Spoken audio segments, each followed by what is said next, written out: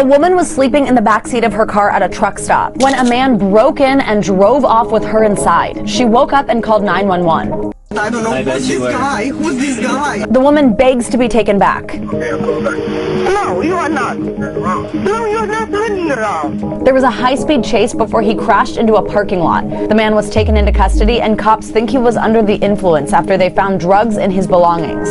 The woman wasn't hurt and is doing okay. Today, we're looking at the life of Raul Meza Torres, the youngest hitman ever. Early days. Raul Meza Torres was born in Culiacan, Sinaloa, on the 31st of October 1991, an area well known for drug trafficking, murder, and other crimes. In Mexican drug cartels, children are highly valued. Their vulnerability makes them easy to be persuaded into selling drugs, acting as lookouts for the authorities, and even recruiting other youngsters. The cartels target poverty-stricken children who see a life of crime as a getaway from poverty and their living conditions. Raul, however, was different from his peers, as he was not escaping a life of poverty, nor did he want to make extra cash for his family. In fact, he was born into a family living well above the poverty line. Raul's inspiration came from something different. He was towing the lines of his family, which was well connected to the Sinaloa cartel. His father, Raul Meza Ontiveros, also known as LM6, was the right-hand man of Javier Torres Felix, also known as LJT, the leading drug operator of the narcotics overlord Ismael Zambada, popularly known as El Mayo. Along with his notorious acts, the senior Raul was very good at escaping the long arms of the law. In 1989, he was arrested for homicide, but somehow managed to stay out of bars, and a year later also escaped charges of kidnapping and assault against 2 women. The only time LM6 was sent behind bars was in 1997, when he was arrested by the feds for a connection with a safe house that housed 348 kilograms of cocaine, weapons, and cars. This time, LM6 got slammed with a 10-year sentence, but what do you know, he got out after serving just 1 year behind bars and was back to his normal life. While there is no evidence linking his mother, Da Elizabeth Torres Felix, first-hand to the crime syndicate, she was the sister of LJT, the senior Raul's boss, so it was not just Raul's immediate family that was into crime. His uncles and several of his cousins were major key players in the business too. Crime activities. By the age of 15, Raul was fully initiated into the activities of the cartel, even earning a nickname, El Mini M6, a derivative of his father's nickname, LM6. His notorious activities earned him the respect of the older members of the cartel, and even the younger ones began to look up to him as an idol. At an age when other kids played in the streets, Raul was already familiar with the ins and outs of the drug business. In March of 2007, when his father was killed in a shootout with suspected rival gangs, the death of his father hardened the 15-year-old, who doubly resolved to live up to his father's name. Last days. Unfortunately, his activities were soon gaining the attention of the authorities, and Raul was closer to being caught than he thought. In October of 2007, Raul and his friends were stopped by the police for driving an armored vehicle with no license plates. He also had no license on him to prove that he was the owner of the vehicle as he claimed. The police promptly arrested him, but since he was a minor, he was released after a short while. The second encounter was in 2009, when he was drag racing in Las Quintas. The police ordered him to stop the vehicle, but Raul had his own ideas and started shooting at the officers. The police fired back, but one of the officers got injured, and Raul and his friends made their escape. This would put him on the wanted list and the authorities on the lookout for him. On the 29th of April 2010, police were on a casual patrol when they stumbled on Raul's vehicle. At that point, they did not know the identity of the 2 occupants of the vehicle, Raul and his friend Fidel Rojas Felix, another wanted man. Raul and his friend knew that their identities were bound to be uncovered if they allowed the search, so they opened fire on the officers. One of the officers was gunned down while the other was injured, but not before he shot Raul, who was rushed to the hospital but died there from his wounds. His accomplice, Felix, was left to face the law alone and was later sent to jail. Today, the story of Raul Meza Torres is still being told in Mexico, with some considering him a legend, but whichever way you choose to look at it, his was a violent and ultimately tragically short life.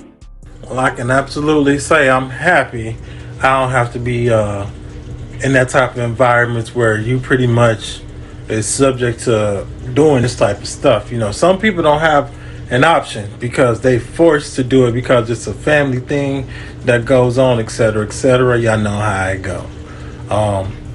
This guy, they wasn't even poor like some of the other people that was poor that get involved in this to take care of their family and do the dumb stuff. You know what I'm saying? Whereas in those type is somewhat respectable because you know why they're doing it, but it's all bad.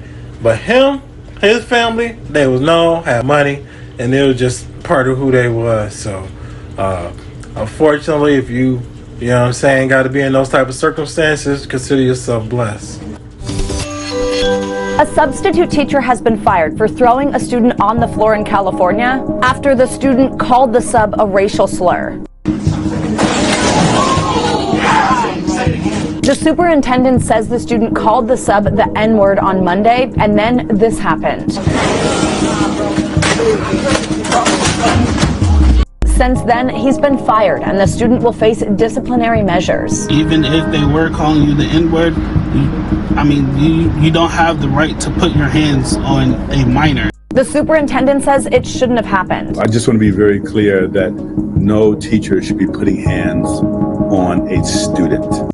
And since the incident, there's been a rally against the use of racial slurs. It's extremely important for us to listen to the voices of our students and also our educators who have had shared experiences. The superintendent is working to strengthen the district's anti-racism policies and provide professional development for teachers.